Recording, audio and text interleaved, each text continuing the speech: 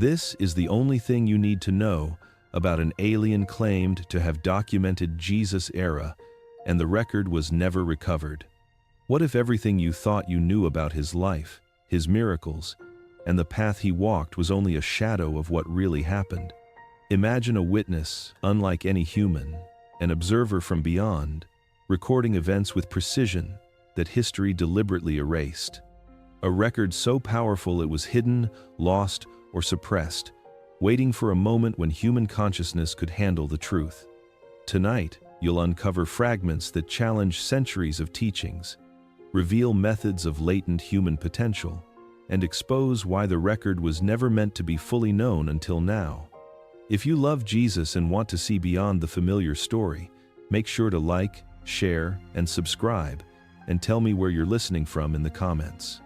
Stay with me as we dive into this revelation, piece by piece, exploring events that defy ordinary history and awaken the hidden capacities within all of us, connecting ancient wisdom, unseen observers, and the life of the teacher in a way no textbook or gospel has ever shown. What follows is the story of discovery, of awakening, and of a secret that may finally emerge. History insists nothing is missing. Archives feel complete. Timelines appear sealed. The story of Jesus seems preserved, copied, translated, guarded, and endlessly debated. Yet Professor Samuel Reeves has learned that the most important truths rarely announce their absence. They vanish quietly, leaving behind smooth edges where something sharp once cut through understanding.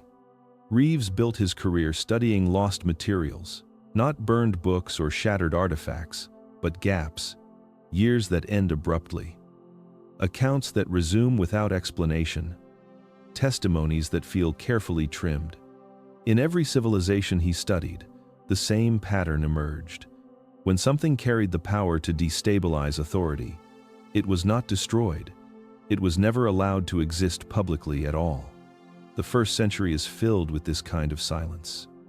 The official records move confidently from teaching to crucifixion, from death to resurrection, as if nothing essential happened in between.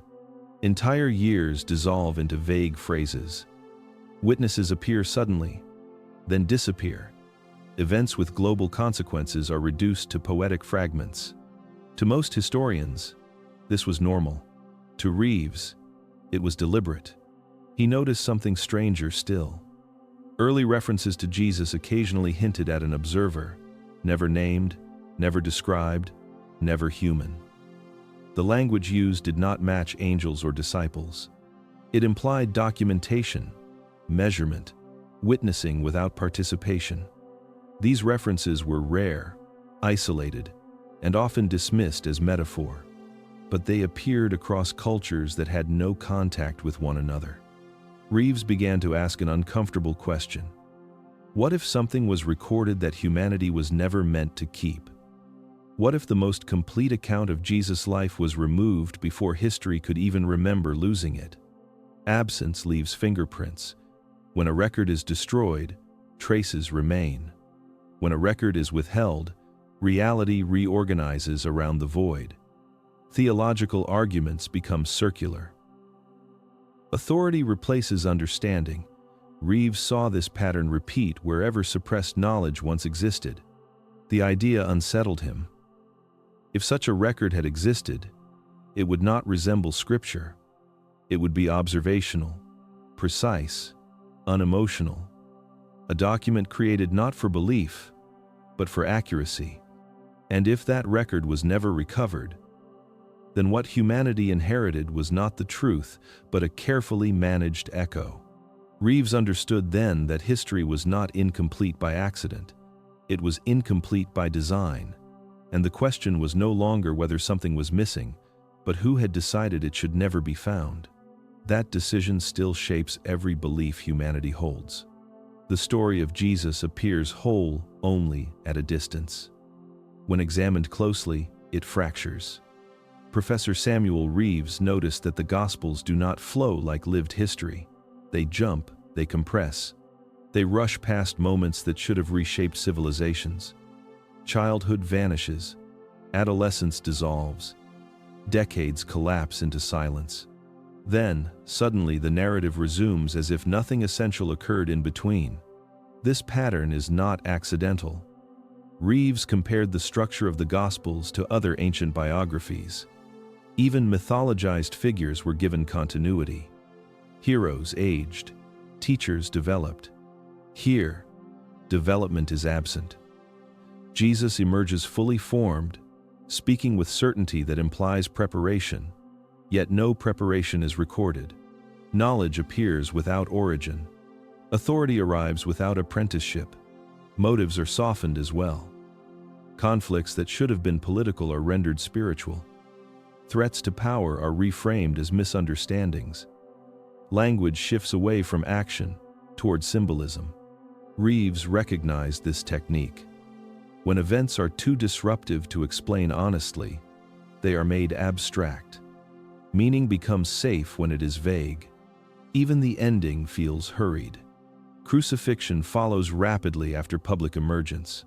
Resurrection is declared, not explored. There is no adjustment period, no reintegration, no observation of consequences. History usually lingers on transformation. Here, transformation is asserted, then the record stops. Reeves traced the earliest copies and found inconsistencies hidden beneath agreement. Phrases altered slightly, timelines rearranged, witness counts fluctuating. Nothing dramatic enough to alarm faith, yet enough to suggest careful editing. He realized the texts were not forged, but curated. What remained was chosen for stability, not completeness. The more he studied, the clearer it became. The story feels broken because it was never meant to function as a full account. It was shaped to guide belief, not understanding, to inspire devotion, not replication, to preserve reverence, not capability. This raised a disturbing implication. If Jesus demonstrated something teachable, something repeatable, then recording the full process would have threatened authority. Empowered followers do not require intermediaries. A documented method would spread beyond control. Reeves understood then that the Gospels were not lies. They were filters. They preserved enough to inspire hope while concealing the mechanics beneath it. What survived was not the event itself, but a version humanity could safely absorb at the time. The brokenness was intentional, and broken things often point toward what was removed. Those absences still whisper, waiting for someone willing to listen beyond sanctioned history itself today again. Professor Samuel Reeves never chased fame, tenure, or consensus. His reputation formed quietly around the things other scholars avoided. Missing archives, redacted passages, civilizations that appeared suddenly, advanced, and then vanished beneath official explanations that felt too clean. While others built careers reinforcing accepted narratives, Reeves specialized in what power preferred forgotten. His work focused on suppressed continuity. He studied how empires rewrote memory, how institutions preserved authority by editing origins. He noticed that whenever a culture experienced a rapid leap in consciousness, technology, or spiritual autonomy, the historical record fractured soon after. Libraries burned, oral traditions dismissed, symbols stripped of function and reduced to myth. Reeves did not treat forbidden texts as fringe material. He treated them as forensic evidence. Apocrypha, banned manuscripts, erased gospels, untranslated codices. He compared what survived with what disappeared and charted the patterns between them. Over decades, those patterns repeated with mathematical precision. Knowledge that made humans dependent was preserved. Knowledge that made humans sovereign was removed. Colleagues described him as difficult, not because he was aggressive, but because he asked questions that destabilized funding, departments, and inherited assumptions. He did not argue belief. He examined structure. Who controlled the record? Who benefited from simplification? Who decided what future generations were allowed to know about their own potential? Reeves believed civilizations did not collapse accidentally. They were redirected. When a society reached a threshold where individuals could operate independently of centralized authority, that knowledge was fragmented. What remained became religion, mythology, or culture. What vanished became legend. His interest in the era of Jesus emerged from this framework. Not faith, not disbelief, pattern recognition. The same markers appeared again. Sudden emergence, missing years, symbolic compression, institutional consolidation immediately following disappearance. The same fingerprints he had seen in Egypt, Sumer, and the Indus Valley.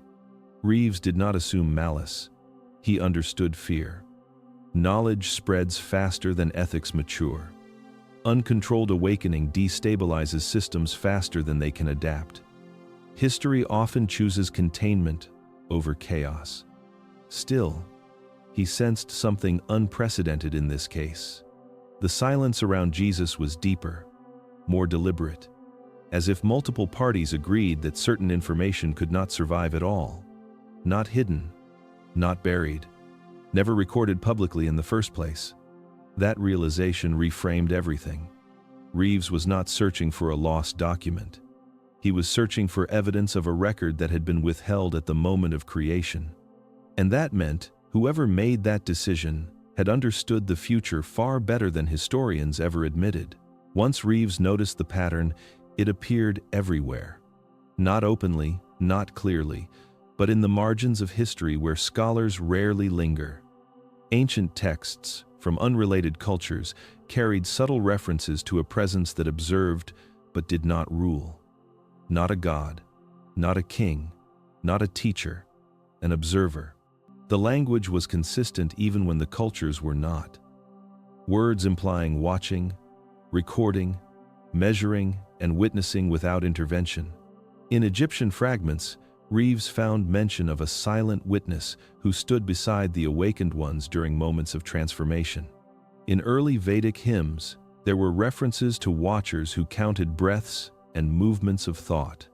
In pre-dynastic Chinese records, a phrase appeared repeatedly describing eyes from above that did not judge but remembered. These were dismissed as poetic symbolism. Reeves disagreed. What unsettled him was timing. These references surfaced during periods of sudden human advancement, bursts of spiritual insight, accelerated understanding of consciousness, moments when humanity seemed to step beyond survival and glimpse something larger. Then the references stopped. The observer vanished from the record as abruptly as it appeared. Reeves charted these moments across millennia: the rise of Sumer, the flowering of Egypt, the emergence of advanced philosophical systems in India, the sudden clarity of first-century Judea. Each awakening followed the same arc: presence, transmission, rapid development, then removal. Afterward, knowledge fragmented, and institutions formed to preserve simplified remnants. The observer was never worshipped. That detail mattered. Deities demand reverence. This presence inspired none. It documented. It stood near teachers but never replaced them. It did not command belief. It ensured accuracy. Reeves began to suspect the observer was not symbolic at all. Symbols change across cultures. This pattern did not. It behaved like a role, not a myth, a function repeated across human history. If such an observer existed, then its purpose was not guidance, but record-keeping, not interference, but documentation. That raised a question Reeves could no longer ignore. Where were those records? No civilization possessed them. No archive referenced their storage. No legend described their recovery. It was as if the act of recording had been allowed, but the record itself was never meant to remain with humanity. Reeves realized this was the pattern of removal. Not destruction, not loss, a deliberate absence engineered at the moment of creation. The observer documented awakenings, then departed, taking the record beyond human reach. If true, The most accurate account of human spiritual potential was never written for humans at all. It was written for something else. Something that understood humanity before humanity understood itself. The fragment surfaced without ceremony, buried inside a digitized collection few scholars accessed anymore. It was catalogued as damaged, incomplete, and insignificant. Professor Samuel Reeves found it because he searched for anomalies rather than conclusions. The document was not a gospel, not apocrypha, not scripture. It was a marginal record copied by an unknown hand and abandoned, unfinished.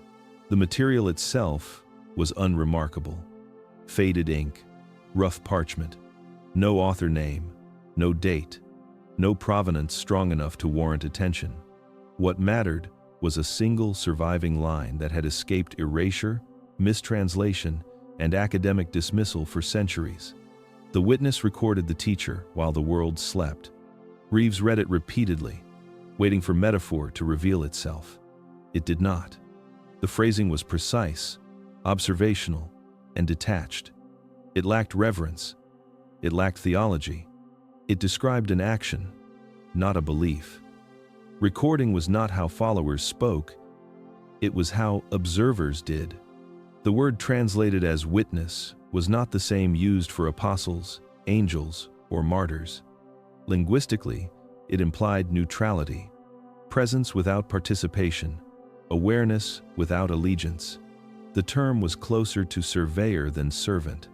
The teacher was unmistakable. The context aligned with first-century Judea, yet the sentence did not describe teaching crowds or performing miracles. It described observation during sleep, documentation beyond waking hours, continuous record-keeping. Reeves felt unease settle in. Sleep was private, vulnerable, human. To record someone while the world slept suggested access beyond physical presence. It implied observation unconstrained by distance, walls, or time. The fragment contradicted everything preserved by official tradition. No gospel mentioned being observed. No disciple claimed to document private consciousness. This was not testimony. It was surveillance. Even more disturbing was what followed.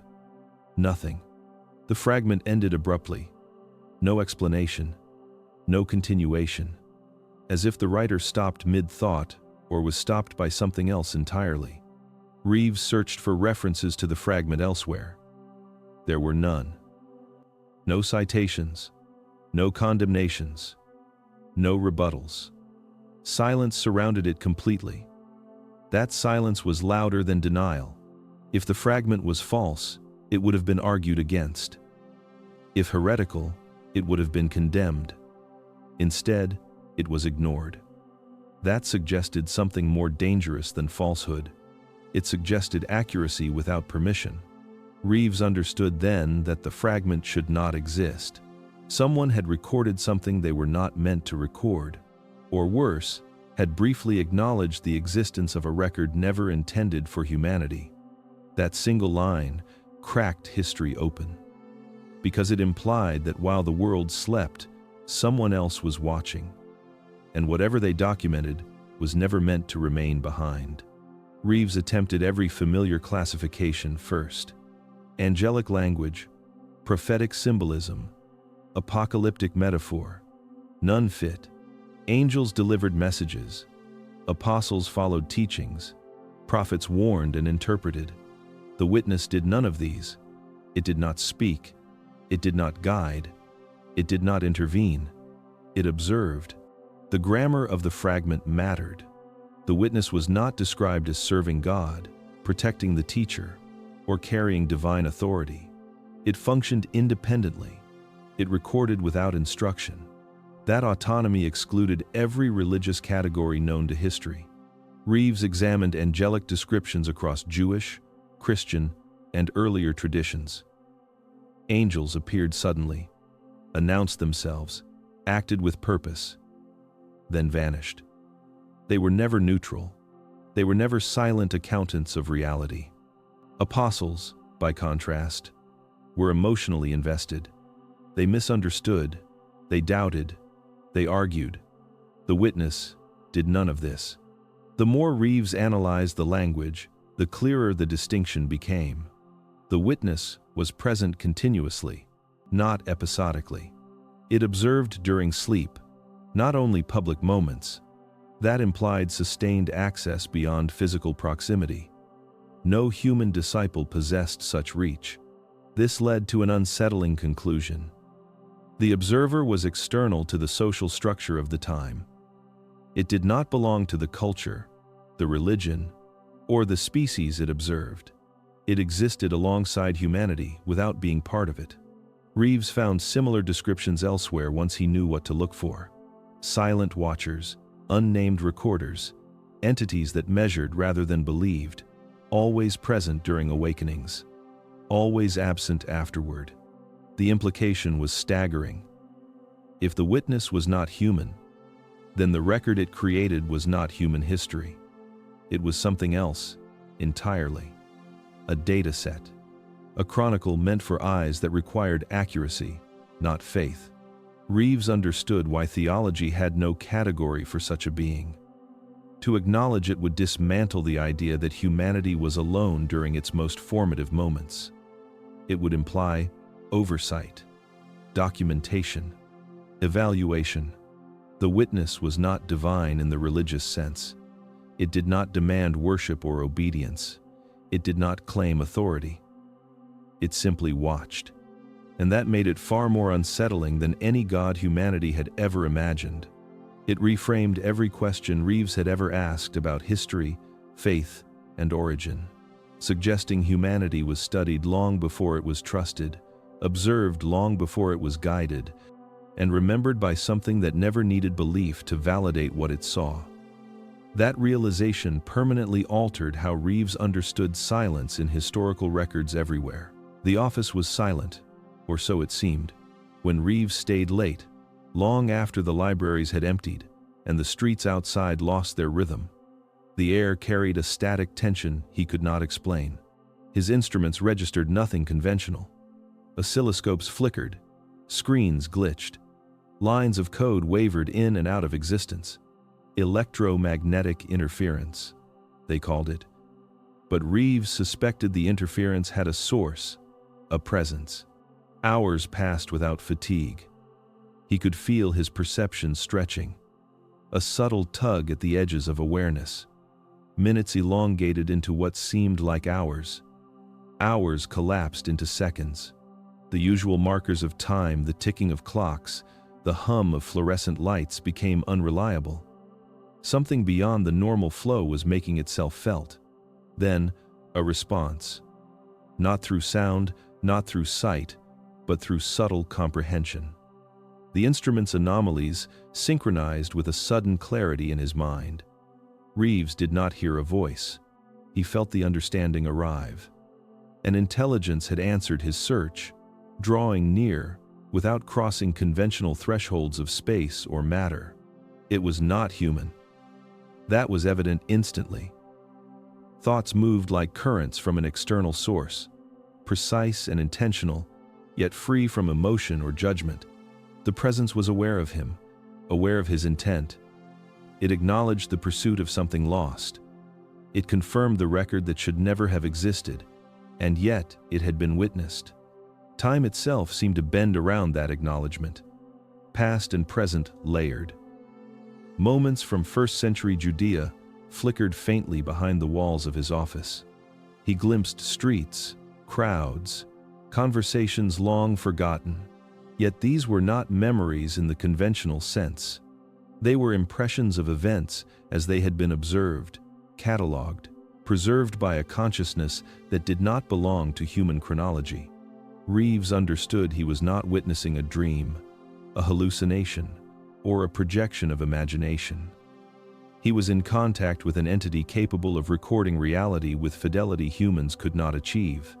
Every subtle gesture, every expression, every breath of the teacher had been documented, stored beyond reach, awaiting someone willing and able to perceive fragments without corrupting them with assumption.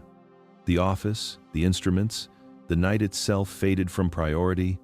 All that remained was the awareness of being observed by what had always observed, present when the world slept, cataloging what humans could not retain. In that suspended reality, Reeves realized that the search for lost records was no longer abstract. It had answered him directly, and the consequences of that answer would ripple through every certainty he had ever held. Time returned slowly. The office reasserted itself, the instruments stabilized, and yet the impression lingered, a resonance in both mind and body, signaling that the past had reacted and something from beyond history had taken note. The room changed before Reeves could perceive it consciously. The temperature shifted subtly. Shadows stretched along the walls in patterns that obeyed no known light source. And then, the presence became form. It did not enter through the door or emerge from the corner. It simply existed, coalescing in the center of the office with quiet inevitability. Atheron's shape was neither threatening nor familiar. Tall, elongated, smooth gray skin that reflected faint light like still water. Eyes impossibly large, black and deep, absorbing rather than reflecting, as if the universe itself had left impressions there. Atheron did not blink or breathe in any way Reeves could detect. Its awareness radiated in a calm, measured pulse that filled the room, simultaneous with and independent of Reeves' perception. It was not divine. It did not radiate holiness or demand devotion. It did not vibrate with wrath or mercy. It was precise, deliberate, and profoundly observational. Every inch of its presence seemed calibrated to absorb, measure, and record. Reeves felt no fear at first, only a subtle vertigo, a recognition that he was now sharing space with an intelligence that exceeded normal human dimensions of awareness. The office, the manuscripts, the instruments, all secondary now. Atheron's presence reframed everything. It was aware of the fragment, the damaged manuscript, every line Reeves had studied for hours, months, years. It had been watching, cataloging, and evaluating even as he traced patterns, traced silences, and hypothesized about missing records. Reeves realized the creature had no agenda. It did not correct, instruct, or coerce. It was not here to judge. Its observation was exhaustive and impartial. The knowledge it carried did not impose belief or morality. It contained precision beyond the capacity of human scholarship, storing layers of reality, perception, and intention that no library, archive, or mind could fully contain. He understood why the witness had been so careful. Atheron was the witness. The same presence that had observed the teacher while the world slept, the same intelligence that had recorded actions, decisions, breaths, and silences, yet never intervened, never altered, never revealed itself until the right moment. And now it had arrived in Reeves' office, not to teach, not to reveal completely, not to authenticate belief. It had come to acknowledge the search, to confirm that the record existed, and to prepare him for the truth that could only be experienced, not merely read. Time stretched again. Reeves felt the gravity of presence that was neither human nor divine. It was something older, methodical, patient, and infinitely aware. It existed precisely because the records had never been meant for human eyes, and yet, through him, a bridge was forming between observer and scholar, past and present, the hidden record, and the one who dared to seek it. The statement arrived not in words, but in clarity. Reeves did not hear a voice. He understood the meaning directly, as if the concept had entered his consciousness fully formed. Atheron had documented the teacher, every gesture, every word, every subtle inflection of intention, while the world remained unaware. Not from devotion, not from curiosity, but from precision. Reeves considered the implications. Every biography, every gospel, every fragment preserved by human hands was filtered, incomplete, or reconstructed. None contained the immediacy of what Atheron had witnessed. Every parable, every miracle, every private moment now carried the weight of missing context. The archives of humanity held the echo of an event, but the original, uncorrupted record had never been recovered. Time itself, as Reeves had measured it, bent differently in Atheron's observation. Events unfolded, but the record remained whole, immune to misinterpretation, immune to forgetting. The teacher's actions were not simply remembered, they were documented, catalogued, layered with intention, and preserved with a precision that human memory could never achieve. The interactions with disciples, the moments of contemplation, the silences between words, all existed in clarity, unaltered by belief, fear, or tradition. This observation was meticulous. Not a single moment skipped, not a single thought misrepresented. Reeves understood that the witness did not embellish. It did not select for narrative or morality. It did not prioritize one event over another. Everything was recorded as it occurred, real time made permanent in ways beyond human comprehension. The consequence was immediate and disorienting. If Atheron's statement was accurate, every interpretation of the teacher's life was inherently incomplete. Every theology built on fragmentary evidence was provisional, a shadow of something that had existed fully, yet invisibly. Human understanding had been shaped not by ignorance alone, but by the absence of the primary record. Reeves recognized the gravity of his own role. He had discovered a path to the original observation.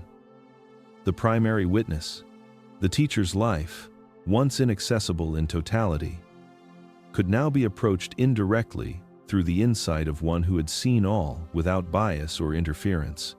The unbroken sequence of events, the unfiltered moments, the intentions behind gestures and words, everything lay beyond human archives, waiting for comprehension. And in that waiting, Reeves felt the first stirrings of revelation. Not a reconstruction, not a theory, but a connection to a record that had existed outside of human memory, uncorrupted and absolute. The life of Jesus, fully observed, fully documented, had existed in a dimension of witness where time, attention, and presence were absolute, preserved by an intelligence that had never faltered and never forgotten. Reeves absorbed the weight of Atheron's explanation slowly, each detail amplifying a sense of unease he could not shake. The record of the teacher's life had existed in totality, precise and unwavering, yet it had never been left for humanity to discover. The reason, Atheron made clear, was not negligence or secrecy born of malice, it was necessity. The early human mind, fragile and unprepared, could not assimilate the truth without destabilizing consequences. Awareness of complete observation, of every subtle intention and hidden thought, carried implications far beyond comprehension.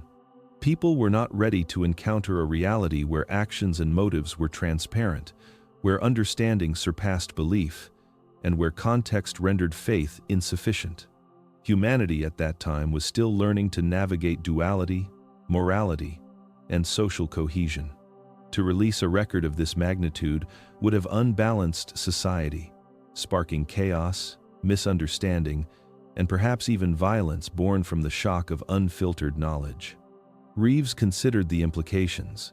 History as humanity understood, it was a curated shadow, a guide edited by the constraints of collective readiness. The fragments preserved in scriptures, the selective memories of communities, were sufficient for evolution at the time. But the original record, the one Atheron had preserved, was far more detailed, far more nuanced. It contained information about the teacher's intentions, thoughts, and interactions that could not be simplified or explained through conventional storytelling. It was knowledge too precise, too complete, and therefore too dangerous to release without preparation. The process of safeguarding the record had been deliberate and meticulous. Observers like Atheron had been instructed to record but not to intervene, to document but not to disseminate. Every act was catalogued, every moment preserved, but no human hand was permitted to hold the complete narrative. Layers of memory, context, and action were maintained in a separate dimension of observation, accessible only to those who could withstand the cognitive and emotional magnitude of such revelation. Reeves understood the paradox immediately. Humanity had been guided without being given the whole picture. Teachings were transmitted, yes, but they were distilled, symbolic, and sometimes intentionally ambiguous. What remained hidden was not lost. It was withheld for survival, for psychological and spiritual maturation. The unrecorded, or rather the unreleased, portions of the teacher's life were designed to prevent disruption, to allow humanity to develop within manageable thresholds of comprehension. Yet the record's absence created longing, suspicion, and the unexplainable gaps that scholars like Reeves instinctively sought. It was these very gaps, the silences and omissions in Scripture, that had pointed him toward Atheron. The record had always existed. It simply had waited for a consciousness capable of approaching it without collapse. And Reeves realized the profound implication. If the world was now ready, even partially, to confront the unfiltered observation of the teacher's life, it was not by accident.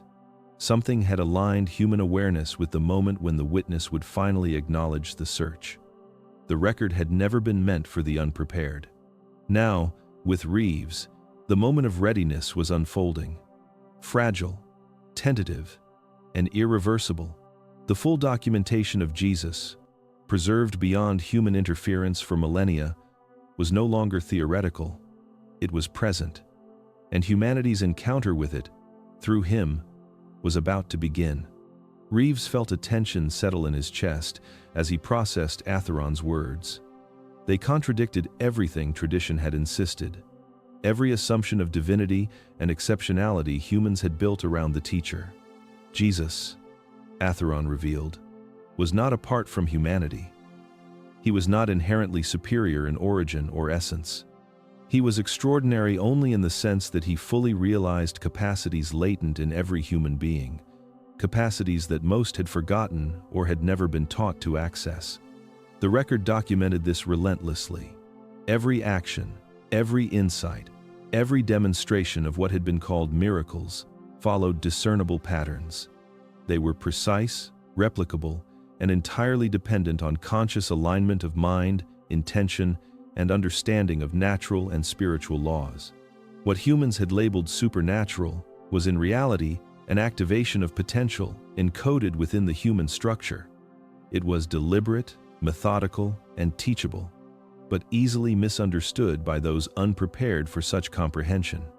Reeves contemplated the implications for history, theology, and collective psychology. Humanity had worshipped what should have been understood. The awe, the devotion, the interpretation of divinity, all were byproducts of incomplete perception. People were drawn to myth and legend because the capacities demonstrated were inaccessible, invisible to those who had not cultivated the necessary awareness. This misunderstanding had shaped entire civilizations, created hierarchical structures, and defined the boundaries of belief and obedience. Atheron emphasized the intentionality behind the demonstration. Every act of healing, every parable, every moment of insight was a teaching, a coded lesson meant to reveal principles that could be learned and applied. The teacher was showing, not performing magic.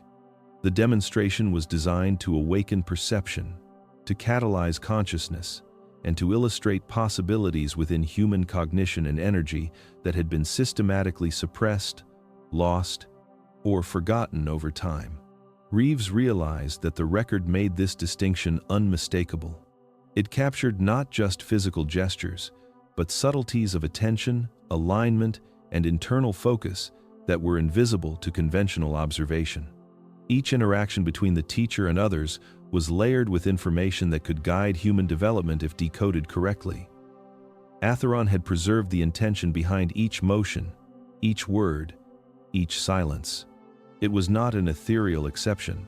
It was a blueprint of potential. This understanding reframed Reeves' entire approach to his research. The teacher was a human, a scholar of consciousness before such a term existed. a being who had unlocked mechanisms already present but dormant. What had been lost to time was not only the record itself, but the context necessary to recognize these acts as replicable, attainable, and intrinsic to humanity. Reeves considered the weight of revelation. If the world understood this, even partially, it would not destroy faith but would redefine it, shifting from worship of perceived divinity to recognition of latent power within each human. The teacher had demonstrated what humanity could become, not what only a single man could be. And the record, preserved unbroken by the witness, held the evidence, waiting for comprehension, waiting for the moment when humanity could meet its own potential without collapsing under the weight of misconception. Reeves sat in stunned silence as the implications settled over him. Every assumption he had carried about the teacher, every framework he had studied in theology, history, and philosophy, now fractured under the weight of Atheron's disclosure. The notion that Jesus' abilities were extraordinary because of divinity was false.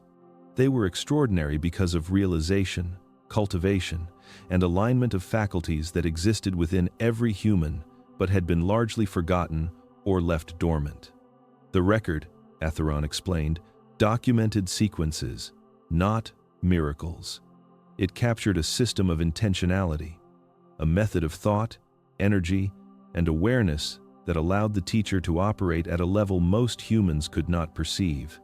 Healing, foresight, persuasion, manifestation, all were consequences of precise attunement with principles of mind, body, and subtle energy. There was no suspension of natural law, only mastery of forces that humans assumed were supernatural because they had forgotten how to observe, interpret, and apply them. Reeves understood immediately why history had constructed divinity around the teacher. Observers who lacked context, untrained in perception and internal calibration, could not comprehend what they were witnessing. The teacher appeared exceptional because the latent potential within every human had been suppressed, ignored, or misunderstood. The record, preserved perfectly by Atheron, made this distinction brutally clear. Every act of the teacher, every decision, every silent observation was meticulously documented in a framework of cause and effect, aligned with principles that human minds had long ceased to study systematically. Human culture, however, could not tolerate such precision without distortion. To frame the teacher as divine created a buffer, a lens that made events intelligible, digestible, and emotionally comprehensible. Faith replaced understanding. Devotion replaced skill. Humans celebrated what they could not replicate. The record, hidden and unshared, preserved the truth. Jesus was human, but a human operating at the pinnacle of potentiality, demonstrating capacities that had always been accessible to those willing to cultivate awareness, discipline, and clarity. Reeves traced the implications further. Every parable, every teaching, every moment of insight was a tool, a coded instruction for others to follow if they could perceive and practice. The gaps, the silences, the lost years, all were deliberate. They were protective, allowing human development to proceed without cognitive collapse or misinterpretation. The record had existed, complete and perfect, but its revelation had been delayed until a point when humans could approach it without psychological or spiritual destabilization. This changed Reeves' understanding of purpose. The teacher had not walked among humanity as a god among mortals. He had walked as a demonstration, a proof of latent potential, a living blueprint for what humans could become. The record did not only chronicle history, it documented method, sequence, and application. Humanity had been guided invisibly, intentionally, toward discovery, waiting for observers who could bridge comprehension with practice. And Reeves realized with a shiver that he was that observer, standing on the threshold between centuries of forgotten knowledge and the moment when the human race could confront the truth about itself. The record was no longer theoretical, and the teacher's life, fully documented, was no longer inaccessible. It existed through Atheron's preservation, waiting to be understood, waiting for those willing to meet potential with readiness. The truth was not myth, not legend, not faith, it was capability, encoded within the human structure, recorded, and now revealed. Reeves leaned back in his chair, absorbing the weight of Atheron's revelation. The teacher's so-called miracles were not exceptions to reality. They were demonstrations of principles that had always governed human potential, but had been obscured, misinterpreted, or dismissed as divine intervention. Every act of healing, every instantaneous insight, every seemingly impossible occurrence recorded in human memory had a foundation in natural law, precise and observable, though invisible to the untrained eye. The record detailed sequences, patterns, and interactions that modern understanding lacked the tools to perceive. Energy flowed in predictable yet subtle ways, aligning mind, body, and consciousness to produce outcomes that seemed impossible only because humanity had forgotten the mechanics of observation and action. The teacher did not command nature. He moved within it, with an awareness so complete that he could predict, influence, and harmonize with forces others could not detect. Healing was not a miracle, it was focused alignment, the activation of dormant pathways within the body and mind that responded to attention, intention, and resonance. Reeves considered what this meant for the study of the ancient texts. The Gospels, the Apocrypha, and scattered commentaries had preserved fragments of technique without context. Humanity interpreted them as acts of divine exception rather than reproducible processes. Each act recorded, every parable, every gesture was a coded instruction for those capable of comprehension. They were demonstrations meant to teach observers how to align with these natural laws, to awaken perception, to manifest reality in ways previously obscured. The teacher embodied what humans could become when fully conscious of the structures underlying life. The record made this indisputable. Atheron explained that the teacher's interactions were methodical. Healing was applied through attention to energy centers, awareness of physiological and subtle pathways, and the projection of conscious intent. Manifestation involved alignment with probability fields, understanding timing, resonance, and perception, and the projection of focused thought into matter. Perception was heightened not by divine favor but by disciplined observation, calibration of attention, and synchronization with frequencies that human senses normally ignored. Reeves felt a thrill of recognition and unease. Humanity had long worshipped the outcomes without understanding the mechanics, attributing intention to deity rather than capability. The record illustrated a reality that was simultaneously inspiring and destabilizing. It revealed that every human carried latent potential, a capacity to interact with natural law at levels forgotten for millennia, yet accessible through disciplined practice and awareness. The more Reeves absorbed, the clearer it became that the teacher's life was a model of applied human capability, a template that demonstrated laws that governed reality itself. These were not secrets beyond reach, but instructions hidden in plain sight, encoded in behavior, demonstration, and experience. Humanity had misunderstood power for wonder, perception for divinity, and alignment for miracle. The record preserved the truth. Natural law was accessible, comprehensible, and reproducible, waiting for those prepared to awaken to it. And in the silence that followed Atheron's explanation, Reeves understood the magnitude of what had been hidden. The teacher had revealed nothing miraculous, only what humans had always carried within themselves, waiting for observation, practice, and awakening. The world had witnessed miracles and forgotten the laws behind them, and now the record, intact and undeniable, offered a path to remember. The pattern became undeniable, as Atheron elaborated. What humans had once labeled miracles were in fact consistent interactions with structures that governed life, consciousness, and matter. Every healing, every sudden insight, every transformation recorded in the teacher's era followed rules, now obscured by centuries of interpretation. These were processes, not divine whims, measurable if one knew where and how to look. Observation and intention shaped outcomes in ways that seemed impossible, because perception had been narrowed, filtered, and conditioned to overlook subtle causality. Human understanding had long mistaken the extraordinary for the impossible. Every narrative that spoke of instantaneous recovery, multiplication of resources, or insight beyond ordinary comprehension was, in the record, meticulously mapped as cause and effect within latent frameworks. The teacher acted with awareness of these frameworks, activating potentials within himself and others. Energy moved along channels that modern science dismissed or failed to measure. Thoughts aligned with intention produced results that seemed miraculous only because the mechanisms were hidden. Atheron revealed how perception itself could be expanded. Observers of the teacher, human or otherwise, could miss entire sequences of interaction if untrained to witness subtle flows of consciousness. Every gesture, every pause, every phrase carried layered meaning. The record preserved them in full, noting the alignment between attention, bodily awareness, and energetic resonance. Healing, for instance, was never random.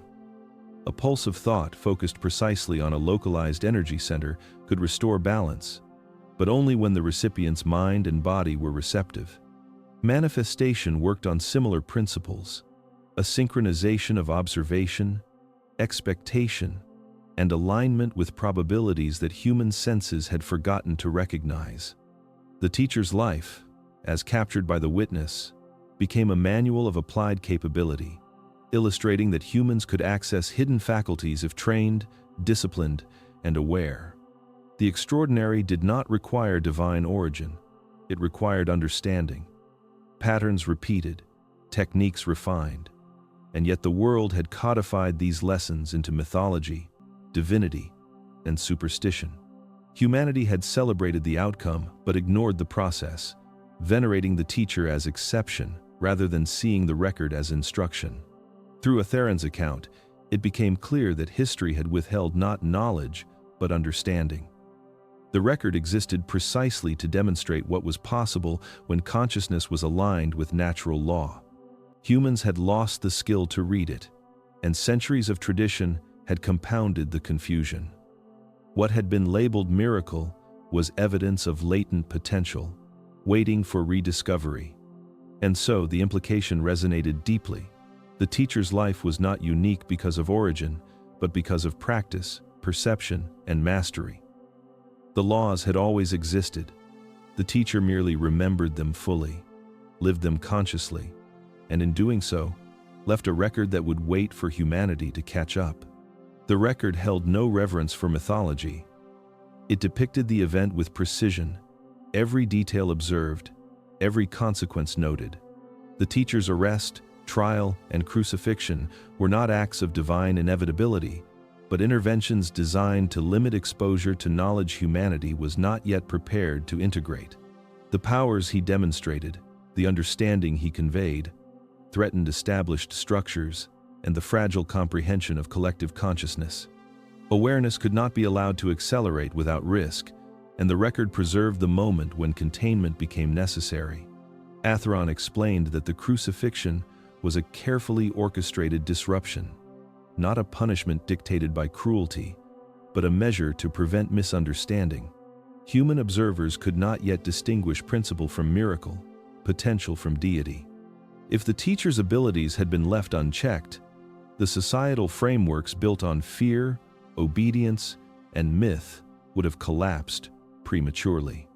The witness documented the methods, the timing, and the subtle redirection of events to ensure that comprehension would unfold gradually, safely, in alignment with the evolution of awareness.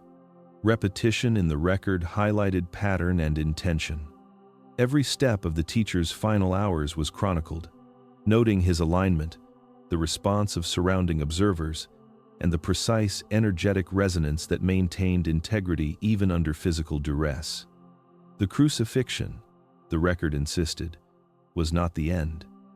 It was a mechanism of containment, an interlude to preserve clarity and context for those who would later revisit the events. Every act, every spoken word, every silence was recorded as a point of observation, a measure of human reaction, and a demonstration of potential that remained intact despite apparent suffering. Human interpretation, centuries later, misread the event. They framed it as ultimate sacrifice, redemption, and divine atonement. The record, however, revealed something far more profound and unsettling. The teacher's capability was undiminished. His alignment with latent human faculties, his mastery of natural laws, and his demonstration of perception beyond ordinary experience were all intact. The event was intended not to destroy him or humanity, but to recalibrate the trajectory of understanding, ensuring that the knowledge imparted would not be corrupted, weaponized, or dismissed entirely.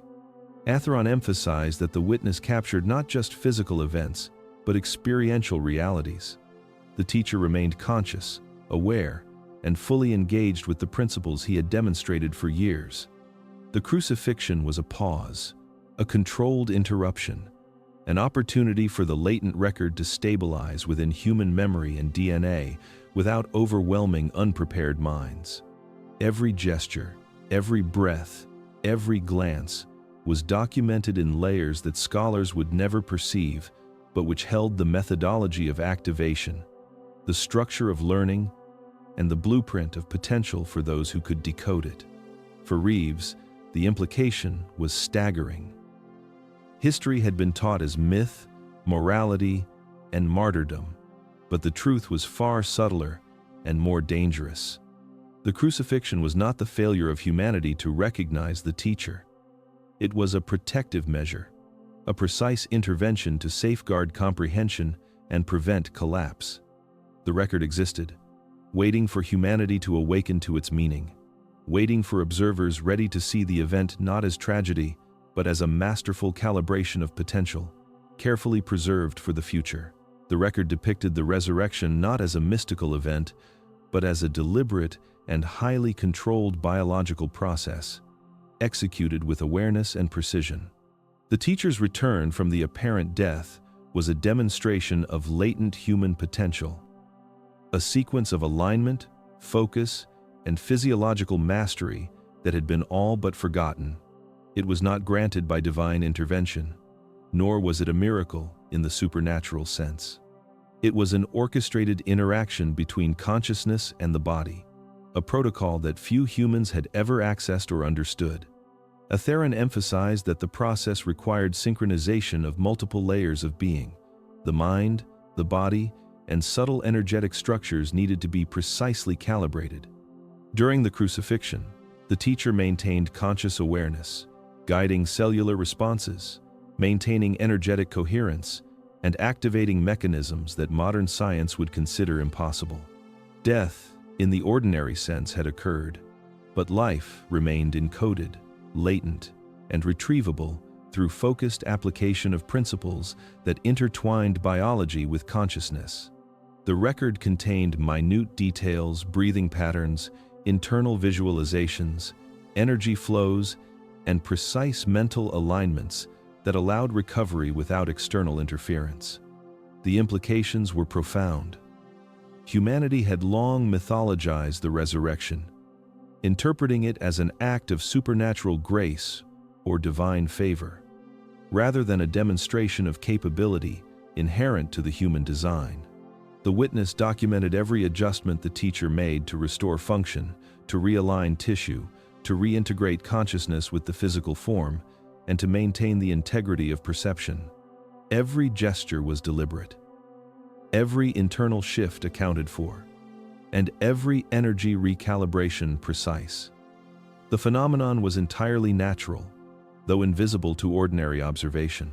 Atheron explained that the teacher's mastery of these processes was unique in its combination of skill, preparation, and conscious intention, but the principles themselves were not exclusive. They were patterns embedded within human biology, encoded in DNA and energetic architecture, waiting for proper alignment and awareness. Resurrection was not a gift, but an activation. Few could replicate it because few had the training, comprehension, and alignment to perceive and direct the flows required. Yet the record suggested that these capabilities were not supernatural. They were human, obscured by history and misunderstood by tradition. The witness recorded not only the physical reanimation, but the experiential reality of consciousness during and after the process. The teacher retained memory, awareness, and alignment throughout. Awareness did not dissipate. Perception did not falter. Every instruction, every response, every connection between mind and body was precise, intentional, and demonstrable. It was a protocol preserved in the observation of the witness, a template of potential for those prepared to understand. For Reeves, the revelation destabilized centuries of teaching. Resurrection, long framed as divine exception, was in fact a demonstration of latent human capabilities, a codified method embedded in biological systems and consciousness, intentionally obscured and misunderstood. The teacher's example was not magic, it was knowledge. It was a record of what humans could achieve when awareness and physiology were aligned. A blueprint lost to time but preserved in fragments, waiting for those capable of seeing beyond legend into the mechanics of reality itself. The decision to suppress the record was neither accidental nor arbitrary. It was deliberate, a convergence of human judgment and non-human oversight that transcended centuries of hindsight. The teacher's life, meticulously observed, contained capabilities that early humanity could not integrate safely. Awareness had limits. Ethical frameworks were incomplete. If the record had been revealed too soon, societies dependent on hierarchy, belief, and obedience would have fractured. The potential for misunderstanding was immense, and the consequences catastrophic. Human authorities acted first. Political and religious leaders of the time, though unspoken, recognized the danger in the teacher's demonstration of latent human faculties. Healing, perception, and influence over matter were not divine privileges. They were capacities accessible through consciousness, a threat to power structures reliant on control and fear. Revelation would have undermined authority, accelerated dissent, and disrupted fragile systems of governance. Stability, imperfect but intact, was chosen over comprehension. Non-human observers reached a parallel conclusion, approaching the matter from a different lens. Their assessment was not moral or political, but developmental. Humanity lacked coherence to process the full record without distortion. Techniques meant for alignment risked being weaponized. Principles meant for awakening misapplied.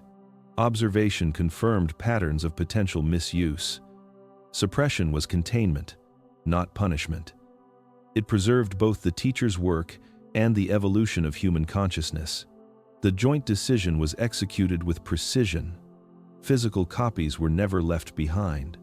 Transcriptions, if attempted, existed only in impermanent layers, vulnerable to erasure. Memory itself was regulated. The closest witnesses retained impressions, not full clarity. Fragments circulated as myth, metaphor, and story. Humanity would remember enough to grow slowly, to seek, to question, but never fully access the methods until readiness emerged. This suppression shaped the centuries that followed. Faith replaced understanding. Ritual replaced practice. Authority replaced insight. Yet it was never absolute. Observers had set a threshold, a measure of human readiness, beyond which the record could be revealed safely. The teacher's life remained preserved, waiting for the right moment.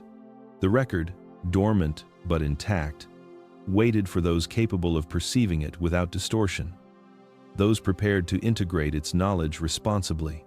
Through Reeves, that threshold had begun to be approached. Consciousness had evolved. Inquiry, science, and introspection had opened cracks in the structures that once demanded suppression. The record's return was no longer destabilizing by default. It had become necessary. Timing, as always, would determine whether humanity would comprehend or merely witness once again. Within the Gospels, fragments persisted like echoes of a deeper truth, long suppressed. Parables, symbols, and apparent contradictions were not errors or embellishments, but traces of a record that had never been fully released. Each anomaly, each phrase that seemed oddly specific or strangely vague, carried remnants of methods, teachings, and observations that were intentionally obscured. Humanity had preserved the form while losing the function, the appearance without the underlying mechanism. The teacher's words were carefully encoded, layered with multiple meanings, designed to be accessible to those who could perceive patterns beyond ordinary consciousness. Ordinary reading revealed only narrative or moral guidance, while those attuned to the subtleties could perceive instruction embedded within metaphor, practice hidden within story. Healing, insight, and influence were referenced obliquely, couched in language that suggested wisdom but masked technique. The unreleased documentation had been folded into these layers, a palimpsest of human potential disguised as legend. Contradictions were equally deliberate. Where different sources described events differently, it was not inconsistency but intentional multiplicity. Each version captured distinct aspects of the teacher's activity, emphasizing various stages of awareness, perception, or intervention. One narrative highlighted physical action, another the energetic alignment of mind and body, another the social and ethical context. To modern eyes, these fragments seemed incoherent, but in truth, they were multidimensional records compressed into language human society could accept. Symbols were scattered throughout Scripture with precise purpose. The bread and wine, the water and the mud, the loaves multiplied, and the fish shared, these were not solely spiritual allegories, but demonstrations of principles that bridged biology, consciousness, and environment. Each symbol contained instructions disguised as story, each gesture a pointer toward processes that had been observable by non-human witnesses. The documentation was encoded into acts, repeated sequences, and ritualized forms that created experiential learning without revealing the full method. Revealed in isolation, these fragments appeared minor, almost incidental. But examined collectively, patterns emerged that hinted at the scope of the lost record. The teacher's life, once documented in full, had included every action, every breath, every subtle manipulation of perception and energy. Observers had preserved this knowledge in layers of meaning that could survive centuries of human interpretation while remaining inaccessible to those unprepared. The encoded instructions endured like seeds in dormant soil, awaiting activation when consciousness matured sufficiently to decode their purpose. Humanity's retention of these fragments was not chance. It was design, a careful balance between preservation and suppression. Too much clarity would have destabilized early civilizations. Too little would have extinguished the possibility entirely. The remnants that survived served both as a record and a test. A map, hidden in narrative, for those capable of perceiving structure within story.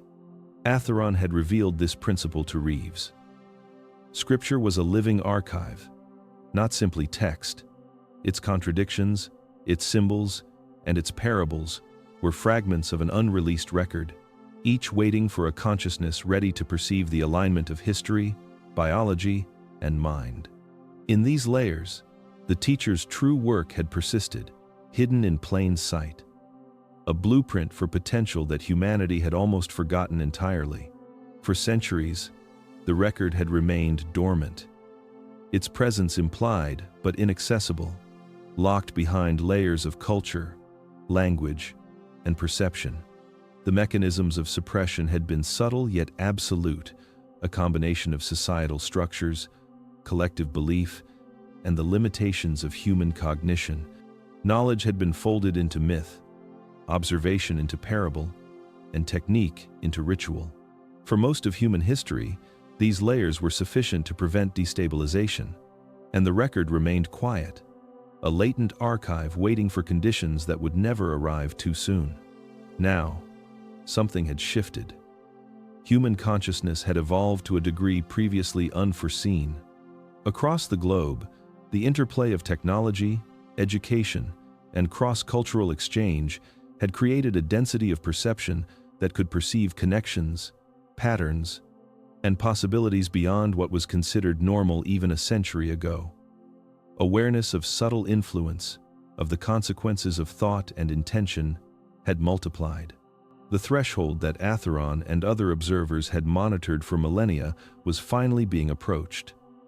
Humanity was beginning to process information in a way that was coherent, integrative, and responsible. The record's stirring was subtle at first, a resonance rather than a revelation. Patterns in history, previously dismissed as coincidence, began to reveal intentional alignments. Texts that seemed inconsistent suddenly displayed coherence when viewed across time and geography. Symbols embedded in ancient practices were perceived anew, activating dormant cognitive frameworks that had been lying dormant within the human mind. The record did not awaken in full, but it began to influence perception, nudging curiosity, intuition, and insight in directions previously unexplored. The awakening was cumulative, not instantaneous. One consciousness activating here, another there, created ripples across collective awareness. Each person who questioned authority, who examined belief, who explored beyond traditional frameworks, contributed to a rising field of readiness. The suppression mechanisms, dependent on fragmentation and obedience, began to fail. Where once control relied on the unquestioned acceptance of limitation, now inquiry persisted despite attempts to redirect it. Humanity had, unconsciously, begun preparing itself to perceive what had been intentionally hidden. The record's stirring was also energetic, a subtle feedback between human intent and observation. Atheron explained that consciousness was not passive. It was a medium that could interact with the latent archive. As humanity's attention broadened, the observer's containment protocols weakened, not because of external intervention, but because the field of perception itself had expanded. Knowledge that had been dormant within symbols, parables, and hidden accounts began to ripple outward. The record, designed to respond to readiness, was finally sensing that threshold had been crossed. This moment marked a unique convergence. Humanity had reached the first layer of comprehension. The record had remained silent for millennia, but now, its presence could be sensed, studied, and engaged. It was stirring not by accident, not by prophecy, but by the alignment of awareness with the latent instructions hidden within culture, history, and biology. Timing, always the arbiter of revelation, had arrived. The record would not reveal itself all at once. It would awaken incrementally, testing perception, inviting practice, and confirming readiness. For the first time in recorded history, the suppression had begun to fail. Humanity was listening, observing, and perceiving in ways that made the record stir, no longer dormant but alive, poised to interact with those who were prepared to follow its blueprint. The moment of revelation carried weight beyond comprehension. Knowledge, once withheld, could no longer remain dormant. Yet it arrived with a caution that few could perceive. Atheron's warning was precise, measured, and devoid of emotion. Yet it carried an undertone of urgency. Information unprepared for could destabilize consciousness, not merely in isolated individuals but across societies, creating ripples that would distort understanding and fracture belief systems before clarity could emerge. The record had waited millennia for the alignment of perception, and even now, the alignment was fragile, easily disrupted by misinterpretation, fear, or arrogance. Humanity had developed capacity, but not uniformly. One mind might comprehend the latent truths and integrate them seamlessly, while another might encounter fragments and become lost in contradiction, suspicion, or doubt. The parables, symbols, and anomalies, embedded within Scripture, within historical accounts, had been preserved to test readiness, to filter the prepared from the unprepared. Atheron emphasized that revelation was never simply a matter of exposure. The transmission of knowledge required an inner architecture, a capacity for assimilation that included ethical comprehension, self-awareness, and discernment. Without these, the record's awakening could cause more confusion than insight, more harm than benefit. The warning extended to timing and sequence. Information could not be released simultaneously to all minds, nor could fragments be interpreted in isolation. Knowledge was experiential. It demanded observation, practice, and reflection. Atheron described centuries of misalignment, of well-intentioned seekers who stumbled, who misapplied insights, who created new dogmas in the absence of comprehension. The record had been dormant to prevent exactly these outcomes, to safeguard potential rather than to withhold it permanently.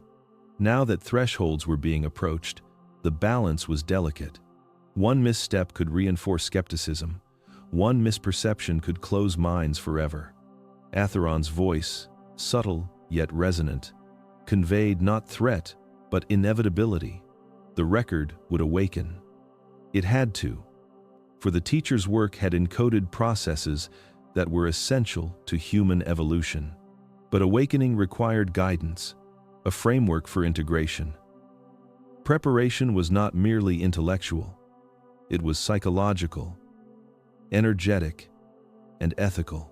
Human consciousness had to be willing to expand without collapsing, to perceive without imposing interpretation prematurely. The warning was a map, not a limitation, a framework that defined the conditions necessary for safe engagement with knowledge that had remained hidden for millennia. The implications extended beyond individual understanding. Societies were built on shared narratives. Revelation without readiness could challenge foundational assumptions, destabilize institutions, and incite resistance. It could provoke fear more than curiosity, disbelief more than reflection. Atheron's warning was that timing mattered as much as content, perception as much as fact, readiness as much as revelation. The record was stirring now, but it would unfold incrementally, with guidance, with calibration, with care. Humanity was on the edge of awakening, but the edge was sharp, and the path forward required awareness as much as desire, discipline as much as wonder. The record could no longer remain silent. It was alive, responsive, and waiting for minds prepared to engage responsibly. Yet, even in the presence of advanced observation, the first rule remained absolute. Revelation without preparation fractures, while preparation allows understanding to expand. The threshold had been reached, but it remained a narrow line, a balance between awakening and chaos. And those who would engage with the knowledge first had to understand that crossing it without guidance was perilous.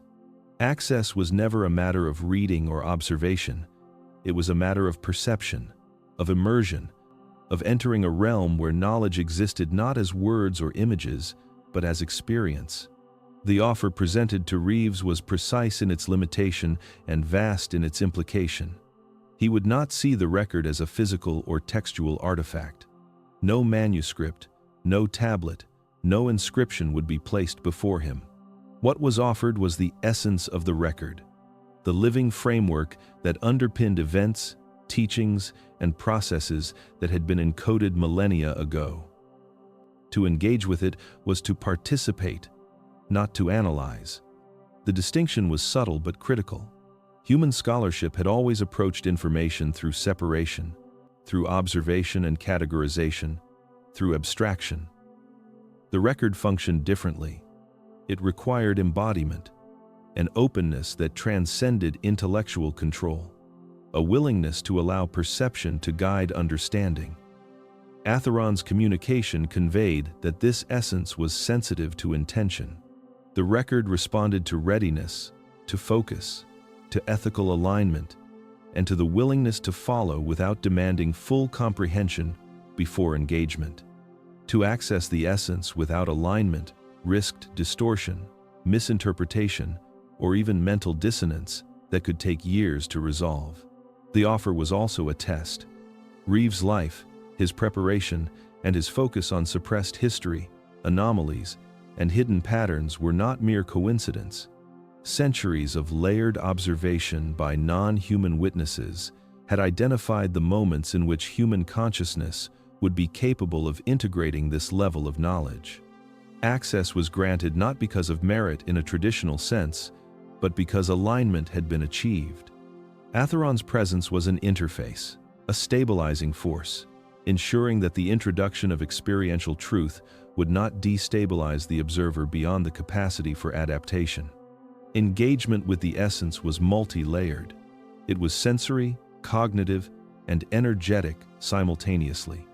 The record contained temporal perspectives, the flow of cause and consequence, and the subtle interactions between intention, action, and outcome. It included knowledge previously encoded in language and symbol but now accessible as an active system, a framework for understanding human capability, latent potential, and the mechanics by which consciousness could interact with reality.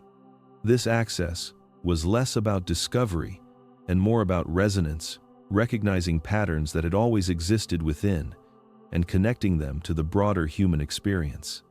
Reeves was being invited to cross a threshold. The essence could not be contained in words. Its truth was experiential, encoded in perception and awareness, activated by engagement rather than reading. To accept the offer was to participate in a process that spanned centuries, linking observer, subject, and the latent structures that had always existed beneath the surface of human history. The choice carried weight. For once engaged, the experience could not be reversed. There was no forgetting, no casual retreat, only a deepening awareness of the forces, mechanisms, and potentialities that had always been present, yet hidden. This was not knowledge for possession. It was knowledge for embodiment, for integration, and for measured action. Reeves stood on the edge of understanding, offered access not to facts, but to the living architecture of human potential itself. An architecture that had been meticulously documented, carefully concealed, and now, for the first time in millennia, made experientially available to one capable of perceiving it without fracturing under its enormity. The moment was precise, the threshold narrow, and the consequences profound. The record's purpose had never been textual. Its construction, its preservation, and its concealment all pointed toward a singular truth. It was a mechanism, not a narrative. Human history had interpreted it as story, as scripture, as myth, but in reality, it was an activation system, a framework designed to stimulate latent capacities encoded within consciousness itself. Observation alone could never fulfill its function. Engagement was necessary, experiential, interactive, and profoundly transformative. It required a participant attuned to rhythm, pattern, and intention, someone whose perception could bridge the ordinary with the extraordinary. Activation was both subtle and radical. The record contained sequences, alignments, and triggers that harmonized cognitive perception with physiological resonance. Events recorded, teachings imparted, and interactions described were not simply historical. They were precise calibrations of energy, attention, and awareness. The teacher, known as Jesus in later memory, had exemplified these processes, demonstrating capabilities that were latent in all but obscured by forgetfulness, cultural suppression, and the passage of time. The record encoded the methods, the timing, and the structure required to access those capacities. Yet only through active participation could the information be decoded in the way it was meant to function. The design was deliberate and protective. Knowledge of these processes without experiential grounding had the potential to destabilize the observer. Without the preparatory context, comprehension alone could fragment perception, misalign intention, and generate consequences that were unpredictable and potentially destructive. The non-human witnesses, including Atheron, had recognized this vulnerability. The record had been withheld not out of denial, but for safeguarding. Its concealment had been calibrated to ensure that only those prepared, who had achieved sufficient focus, ethical clarity, and receptivity, could access its power safely. The record's structure transcended language, chronology, and cultural constructs. It worked through resonance, pattern recognition, and the subtle harmonics of thought, emotion, and bodily awareness. Each teaching, each parable, each anomaly embedded within scripture and history was a key, a signal, a node within a system designed to awaken processes within the observer. The activation was iterative. It began subtly, with perception shifts, enhanced awareness, and emergent capacities, then expanded, deepened, and integrated, producing outcomes that could be observed, replicated, and expanded across multiple levels of consciousness. Its ultimate purpose was not power, not dogma, not hierarchy. It was evolution of perception, the alignment of human potential with capacities that had always existed yet remained dormant. The record was a blueprint for awakening, a set of instructions encoded in experience, memory, and resonance, rather than text alone. Its design anticipated resistance, misinterpretation, and gradual assimilation, yet it remained precise, accessible, and unerring for those prepared to engage with it fully. In offering Reeves access, Atheron revealed the record in its true form. Not a static artifact, not a repository of events, but a living architecture of activation. Its function was clear. Humanity was not merely to learn about the teacher. It was to awaken the mechanisms that the teacher had demonstrated, to integrate them into consciousness, and to re-establish a connection with capabilities long obscured, waiting quietly, patiently, for the moment when the record could fulfill its purpose. It had waited for millennia, and now, finally, that moment had arrived. The implications extended beyond history, theology, or philosophy. They were existential, practical, and irrevocable. If the teacher had demonstrated capacities dormant within the human mind and body, and if those capacities had been deliberately hidden, then the act of remembering was not merely recollection, it was a reconnection, a reactivation of potential that had lain dormant for millennia. Humanity had lived under a shadow of forgetfulness, guided by partial truths, constrained by narratives that simplified, moralized, and sanitized the demonstration of ability. The record, concealed and encoded, was a reservoir of human possibility, preserved against the risk of premature revelation, waiting for a threshold in consciousness to be crossed. The record had been experiential, not theoretical, a framework of awakening embedded in teaching, interaction, and resonance. Its secrecy had been absolute, enforced through cultural control, human authority, and non-human observation. The teacher's actions had been documented, observed, and translated into instructions that were never to be handed directly to the masses. Only those who reached a specific alignment of perception, ethical maturity, and receptivity could access its function without catastrophe. Now, with consciousness reaching a critical point, the conditions were emerging in which the record could fulfill its intended purpose. The question was unavoidable. What would happen when humanity remembered? The answer was both thrilling and terrifying. Awakening would not be uniform. Some would perceive, integrate, and begin to operate at levels of awareness previously inaccessible, expanding empathy, perception, and intentionality. Others, encountering fragments or distortions of the knowledge, might react with fear, aggression, or misinterpretation. The record had anticipated these possibilities, and its design accounted for gradual integration, iterative learning, and reinforcement through experience rather than coercion. It was a system of evolution, not revolution. Atheron's warning remained clear. Revelation without readiness could fracture belief systems and destabilize societies. Yet, The essence of the record was resilient, adaptive, and self-correcting. Activation occurred through engagement, through embodiment, through alignment between perception and action. It was as much a calibration of consciousness as it was a transmission of information.